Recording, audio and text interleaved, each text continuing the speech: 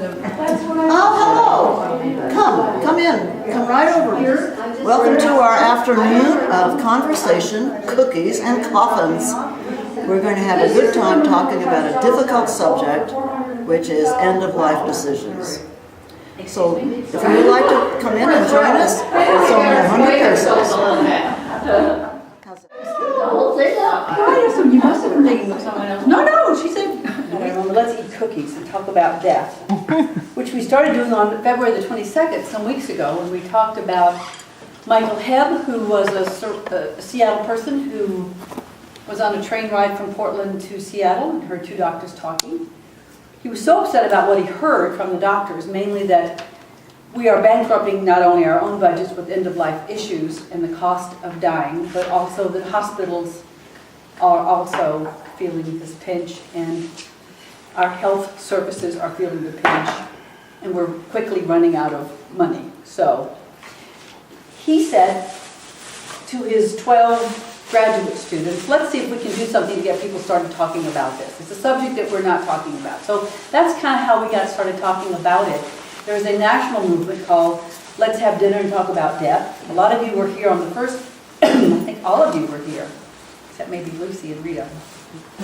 All of you were here, and Patricia, when we met at Diane's to talk about it. So we began the discussion and broke into small groups and talked about two important things. One, that we should have a healthcare proxy, someone that we trusted, to carry out our end-of-life issues. The other one was to make sure your doctor, which was the subject of the second talk that Joan led, make sure your doctor knows what your wishes are. Make sure you put down somewhere in writing what you do and do not want to have happen to you. There is a 5 wishes that we'll work on today. We have one for everybody. It should be in your folder. These are legal documents. If we sign them, they are legal in all but a few states.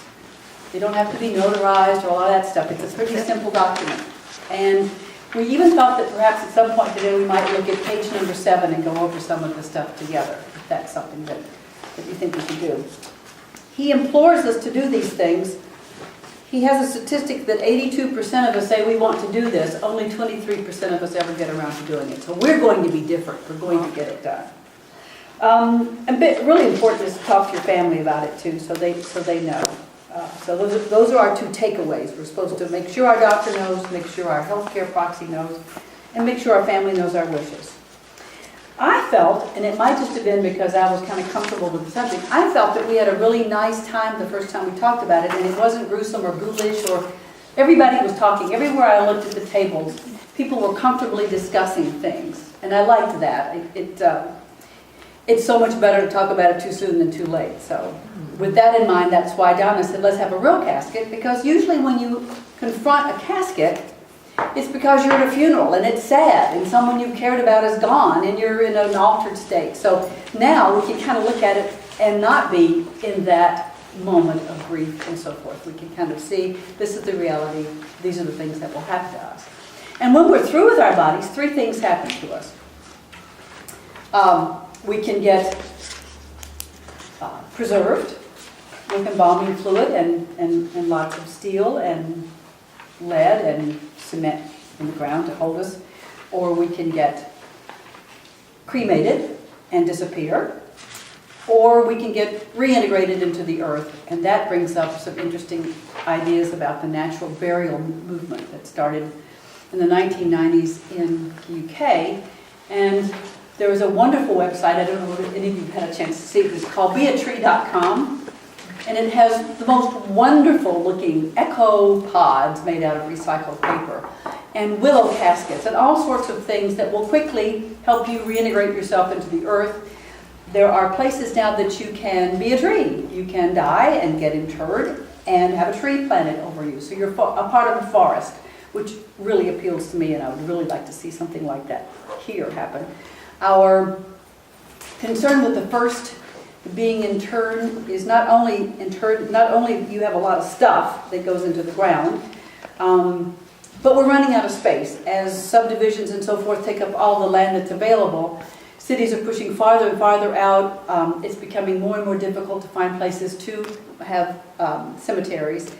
They are usually forever care places, so they have to be in a place where tractors can go over the top, so it's imperative that they build for you either a steel, fiberglass, or cement second box. So you're in a box, you're going into a second box, so there isn't what they call a slump.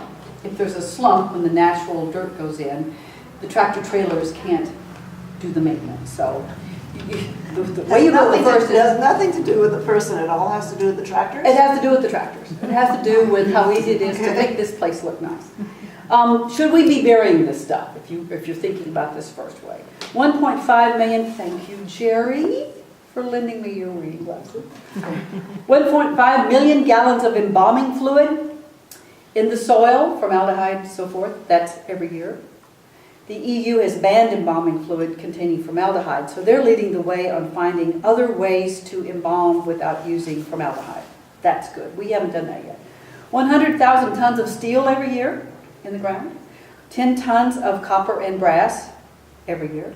30 million board feet of hardwood lumber in the ground every year. 1.5 million tons of reinforced cement every year. Uncounted tons of plastic, vinyl, and fiberglass.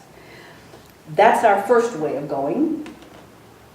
Our second way of going, which people consider is the clean way to go, the cremation, is becoming more and more popular. I think the statistic was, what did we see? It is. In the United States, it was 37% are cremated in 2009, and the statistic is going up. Yes, Do we have a more recent figure? I do. It's actually in my notes. Okay, very good. I'll tell you later when it's my turn. Right. When I was looking this up, it was fun because I went to Google to find out if burial or burning started first. Which in the ancient world did they do first? And it's kind of a toss-up. Some think it's one and some think it's other. But we've been burying and burning for a long, long time. One statistic said that in Scandinavia, 90% of Scandinavians are choosing cremation. So one of the considerations, of course, is just the cost of this first way. I think people are turning to cremation more and more just out of a budget consideration. It's just very, very expensive. So cremation has its own array of problems, one of which is most crematoria, something like, not very high temperature. Right. So those are problems. One place that Donna read about was the little church, and I read that quite a few churches are doing this in England. They each have their own crematoria attached to the church, and the hot air is being blown in to keep people warm in the winter. Oh, very good. That's very, yeah. As long as the population is static, well, that'll work, I guess. Right. And you have some statistics about by 2030, all those baby boomers. All right. So we're going to talk about being in Alamos. We need to do some special things because we're here. Jerry Lee's going to have some information later about that. We're going to write. Do I get to tell them? No, I get to tell them. It's a secret. I'm not going to tell you about that. In my folder, which I put somewhere, I have what Liliana says about wills and probate. Each of you has one. It's in your folders too. It's in your folders too. I think it's called the will. Is that what the one? It's called will at the top. Here it is. And bless What does it look like? Liliana's heart. Yeah. She came up with how easy it is, and we've got to do this if we live here. If the Mack truck gets you tomorrow, you're going to want to have this taken care of. She says, is it necessary to have Mexican will? From my experience, the answer is yes. It makes life so much easier for the loved ones left behind and so much less costly or time-consuming. The stories I can tell, the month of looking for birth certificates, marriage certificates, death certificates, that stuff you have to have here, is very stressful on family members who know little of the laws of Mexico. So I say, yes, get your Mexican will done. Then she says there are 3 different forms. Preferred by all authorities and easiest to probate is the Testamento Público Abierto, which is done before a notary. It can be done verbally or written in your own language. Spanish is not spoken fluently. You can just do it in English. The notary will write down the official document, annex the original with translation for you to sign. It's recorded in the public registry office and entered into the state of Sonora record book. I have one, but it's outdated because my late husband was still alive, and I'm going to have to start all over on that, but it's a really good thing to get this one done. Secondly, there's another one that's a little more cumbersome. The third form she talks about, this is the least satisfactory will, as it is the easiest to be contested. So if you have any cranky relatives, you don't want to do the third one. Probate process. There's something about the probate process here that we all need to know about, and she's written down what we need to know about the notary helping us with that. So it's in Spanish, but it's such easy Spanish that we didn't translate it. It's pretty easy to figure out what he's. Oh, Rita's laughing. Thank you so much. Right. It's great. Donna, didn't we decide that we I don't could think figure it it out? Yeah, I The words they don't call the person who's died a body or the dead one, they call them a dysfunction. Yeah. Right? Dysfunction? Is that the word? Dysfunction, yeah. Yeah. Dysfunction. Right. So, we talked about the 3 different ways. You can be interred, you can disappear, or you can reintegrate. The reintegrating is kind of fun to think about. Linda Barundas told me about a bunch of her friends got together and bought land and got a crematorium together and fixed a beautiful garden. So if you're cremated there, you can be in the garden. Other communities are doing likewise. There are crematoriums springing up here and there. There are places to put you other than being scattered. I know in Yellowstone there's a sign now that says, please don't scatter ashes. So even our national parks are getting overloaded with ash and things, so we're going to have to think about how to do that better. All right, scatter or not scatter? That's. I think I did that. I like being a mountaintop. I think I'd like to be on the Mount Alamos. I don't know how I'm going to be able to do that, but I like the idea of your last act being something. If we're all energy and that's all that's left, it would be kind of fun, I think, to have that energy go back into the soil. The microbes are at work. You're buried shallowly. There's no embalming fluid. You're just going to come a warm party early and get back to the soil like is what you're supposed to be. So I'm kind of working on how to do that. I haven't figured it out yet for Alamos, but it would be such a neat idea. Considering when we buried my gardener Manuel 4 years ago, all of the space in the Pantheon has been taken. So now they're using the annex, which is outside the wall, and you kind of walk down some crooked, broken steps, and right underneath a culvert, which is draining all the water, they're burying everyone, which is close to the arroyo, and I'm sure the next time we have a big rain, it'll be underwater. But they're running out of space. There might be some neat way to figure out the next Pantheon and something more beautiful than what we've got there. It would be nice to think about that. So, But from different points of view, okay? And I want to talk about thinking outside the box. It bothers me that we have to pay at least $2,000 for a casket when we actually could get the job done for $200 in a cardboard carton. And I'll tell you about how I learned about that. I did mention this the first time, but bear with me, you didn't hear it, so I didn't hear it. Probably about 20 years ago, I saw a video presentation by a woman who lives in Sebastopol in California by Santa Rosa. And she was promoting the idea of a family at a home funeral, not one where you hire strangers and pay them big dollars to take care of your loved ones, but to do it yourself. And one of the aspects of it was a cardboard carton, which a cardboard casket, which at the time cost $35. That appealed to me a lot.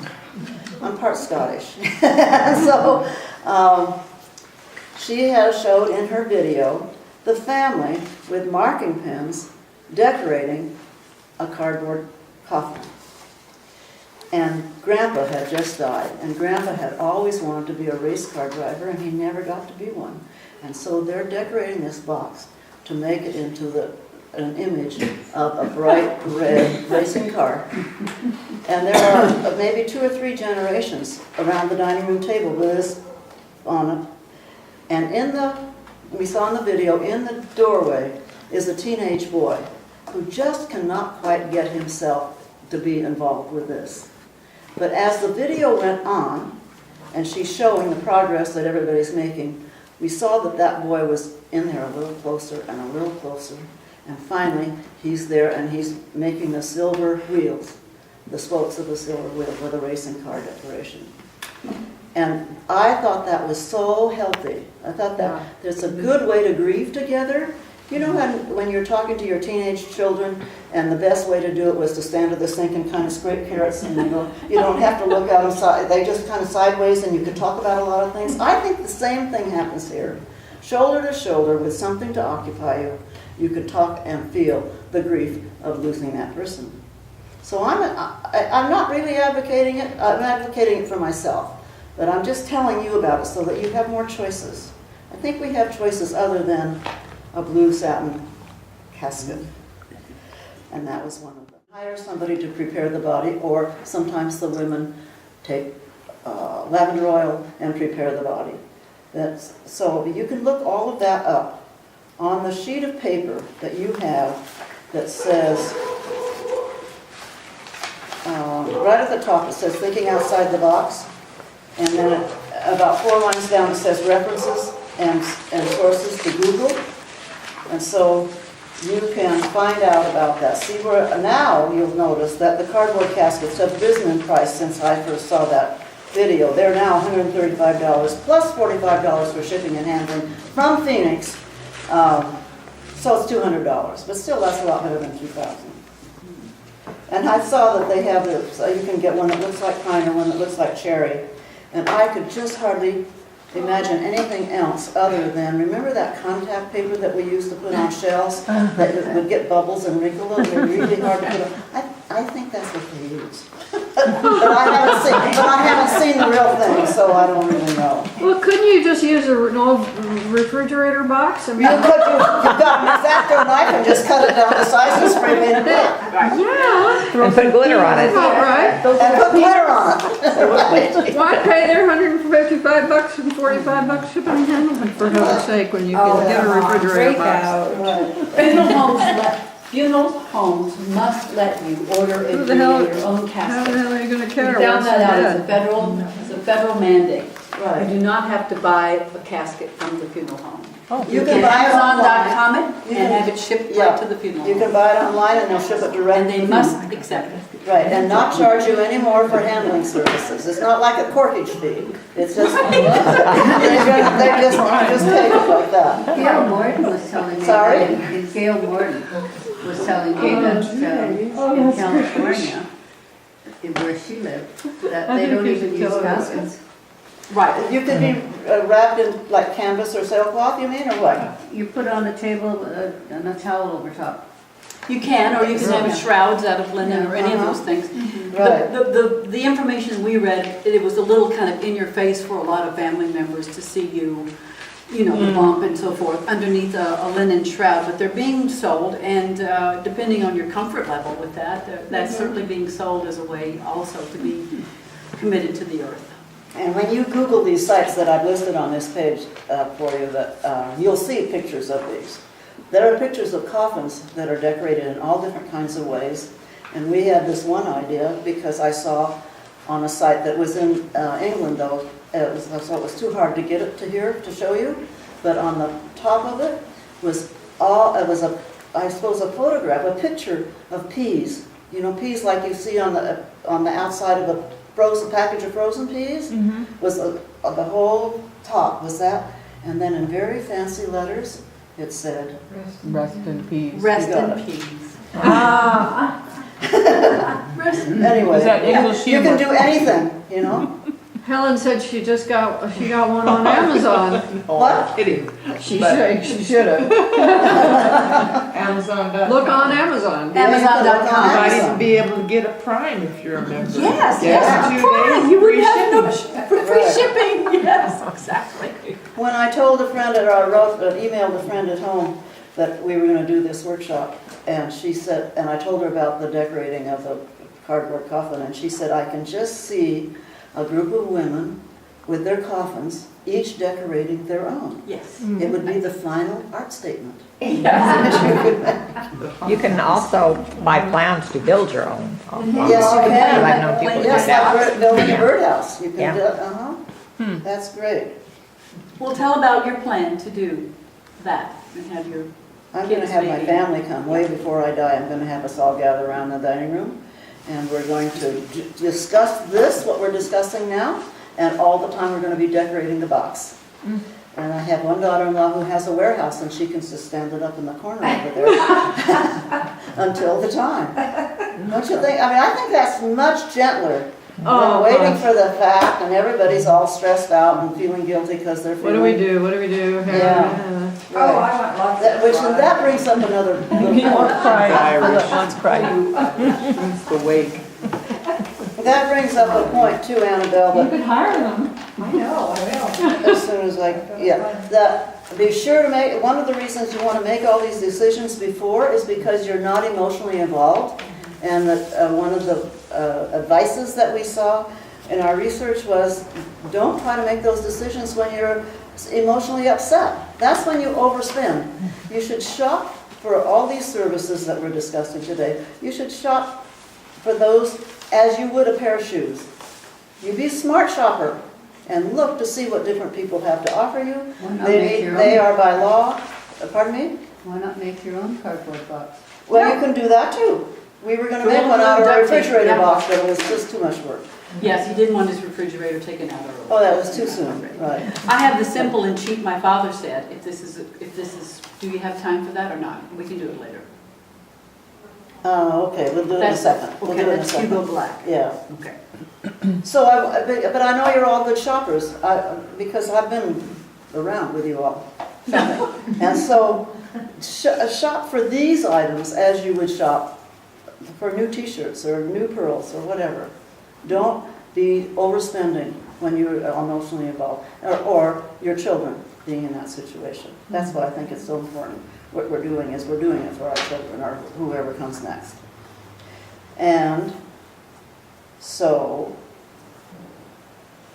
the one thing we didn't cover at all is hospice. So you Google for hospice, okay? Because that's a wonderful service. A lot of us are familiar with that, but don't forget to do that. And having made these decisions, as we're beginning to today, frees you up to live your life much more enthusiastically, much more deeply, much more completely, because you've got what's hanging over your head all taken care of. It's going to happen. There's no avoiding it. It's hard for us to talk about it, but it's going to be there. But once we take care of it, we're kind of in charge. And we're all kind of in charge women. And so I think that's another reason. And that's the answer to your question, what I want them to know. So there's a place in here to do that. Should we just do the 5 now? Yeah, go ahead. Okay, let's do that.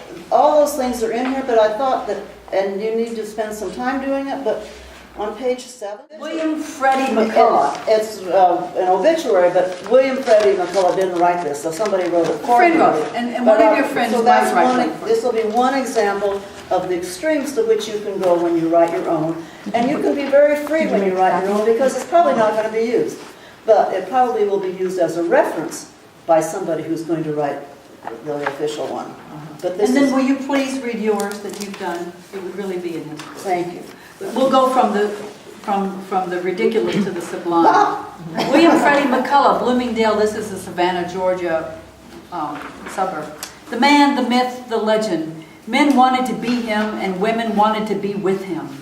William Freddie McCullough died on September 11, 2013. Freddie loved deep-fried Southern food smothered in cane syrup, fishing at Santee Cooper Lake, Little Debbie cakes, 2.5 Men, beautiful women, Reese's Cups, and Jim Beam. Not necessarily in that order. He hated vegetables and hypocrites. Not necessarily in that order. He was a master craftsman who single-handedly built his beautiful house from the ground up. Freddie was also great at growing fruit trees, grilling chicken and ribs, popping wheelies on his Harley at 50 miles an hour, making everyone feel appreciated, and hitting Coke bottles at 30 yards with his .45. When it came to floor covering, Freddie was one of the best in the business. And he loved doing it. Freddie loved to tell stories, and you could be sure 50% of every story was true. You just never knew which 50%. Marshall, Matt Dillon, Ben Cartwright, and Charlie Harper were his TV heroes. And he was the hero for his 6 children, Mark, Shane, Clint, Brandis, Ashley, and Thomas. Freddie adored the ladies, and they adored him. There isn't enough space here to list all of the women from Freddie's past. There isn't enough space in the Bloomingdale phone book. A few of the more colorful ones were Mama Margie, Crazy Pam, Big Titty Wanda, Spacey, Stacy, and Sweet Melissa. He explained that nickname had nothing to do with her attitude. He attracted more women than a shoe sale at Macy's. He got married when he was 18, but it didn't last. Freddie was no quitter, however, so he gave it a shot 2 more times. It didn't work out with any of the wives, but he managed to stay friends with them and their parents. In between his many adventures, Freddie appeared in several films, including The Ordeal of Dr. Mudd, A Time for Miracles, The Conspirator, Double Wide Blues, and Pretty Fishes. When Freddie took off for that pool party in the sky, he left behind his sons Mark McCullough, Shane McCullough, wife Amy, Clint McCullough, and his wife Desiree, and Thomas McCullough, and his wife Candace, and his daughters, and his brothers, his brothers Jimmy and Eddie, and his girlfriend Lisa Hopkins, and several delightful grandkids. Freddie was killed when he rushed into a burning orphanage to save a group of adorable children. Or maybe not. We all know he liked to tell stories, and that was the end of that. So whoever wrote that had a good time. Right. So there you can have that one. I wrote one for myself just a couple years ago when I was talking with somebody about that. There was a class going on in Santa Cruz. And so it's straighter than that. So I'll just give you an example because I want to point out what the highlights of what's important to include. We've all read obituaries, but now you're thinking more personally. And so mine starts out on such and such a date in such and such a city. Donna Rankin Love, supported by members of her devoted family, peacefully died in her sleep of natural causes. That's what I'm imagining.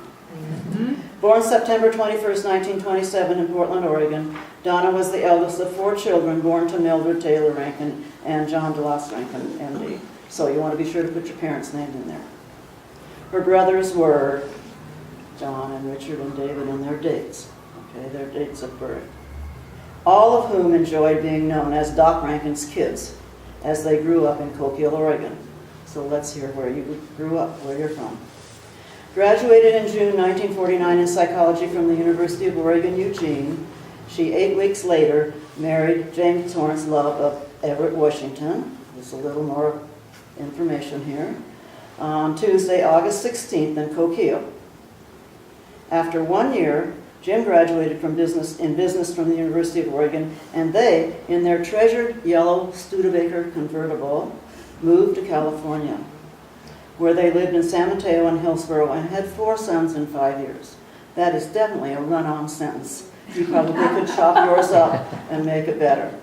Nobody's grading you. And so then I named the list. I named the boys their names. And Donna volunteered. This is what you did with some of your life. Donna volunteered at St. Matthew's Episcopal Church.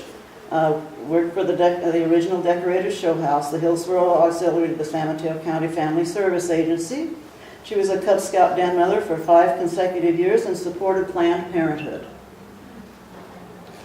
And then it goes on to talk about after the divorce and when I went back to school.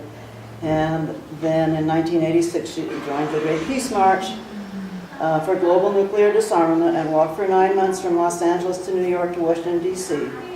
with no fewer than 400 fellow peace walkers. And then the following year she walked in Russia, and then the following year, blah, blah, it went on like that, about that. In 2011, these experiences were chronicled in her published book, Walking for Our Lives. And then it lists, and then at the next paragraph lists the next little books that were also published. Donna Love is remembered by her 4 sons and their wives, Matthew and Joan, and da-da-da, and da-da-da, and da-da-da. Grandchildren are Molly, Jamie, Derek, Caitlin, Indigo, Sarah, Jenny, Katie, and Roxanne. And the great-grandchildren, who knows what they'll be. But there's a space in there to include that. Her many relatives and friends throughout the world recall her warmth, energy, and sense of gratitude. And that's what I want to have said. That's how I'm saying right now how I want to be remembered. And this is my chance. A celebration of life will be held, blah, blah, blah. And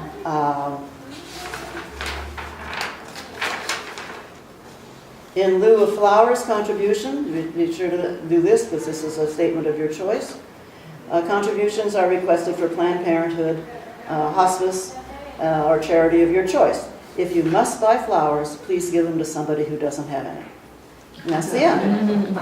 So, but you got the points, right? Yes. And so, in your folder, you have some large yellow legal size paper like that, huh? And you